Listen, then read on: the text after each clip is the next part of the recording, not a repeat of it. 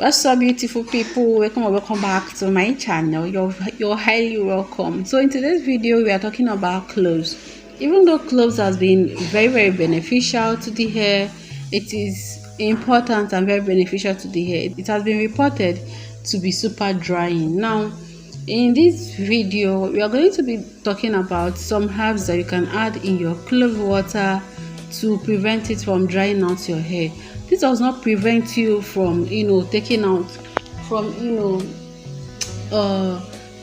carrying out your normal moisturizing routine immediately after applying any herbal tea on your hair, as herbal tea is just water, which means it can evaporate. So that's why even after applying any sort of tea on your hair, you are advised to moisturize your hair, follow up with your leave-in conditioner, your butter, your oil, all the three of them like I do sometimes.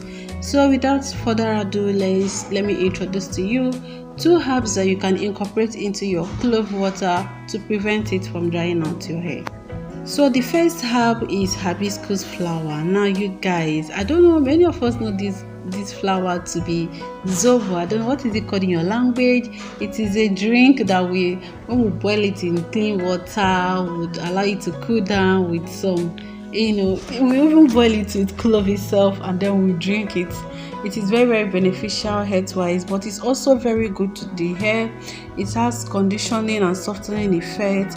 The same thing with our second herb of this day, which is lavender balls. Now lavender is very beneficial, apart from the fact that it is aromatherapeutic. It is also very good for the hair.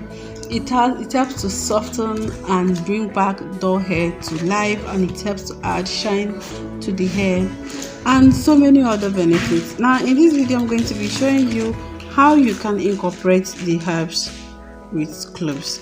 So I'm going to be adding 1 tablespoon of clove, 1 tablespoon of lavender bud, and about 3 pieces of hibiscus flour.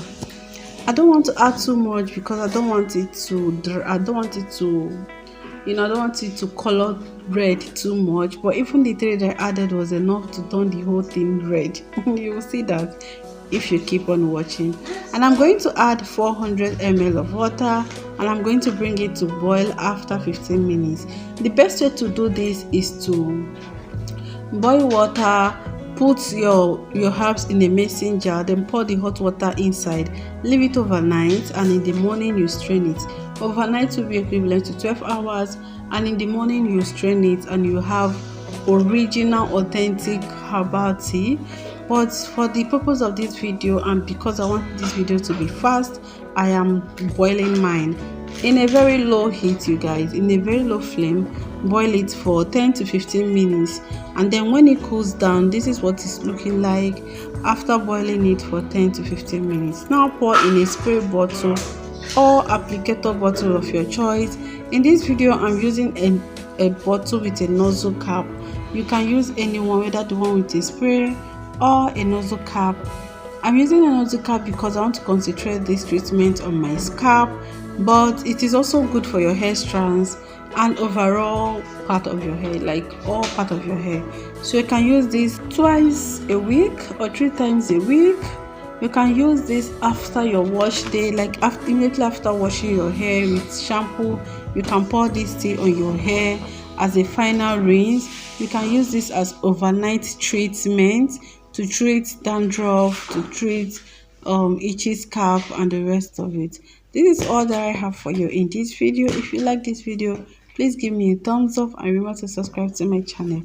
I'll see you in my next one. Ciao.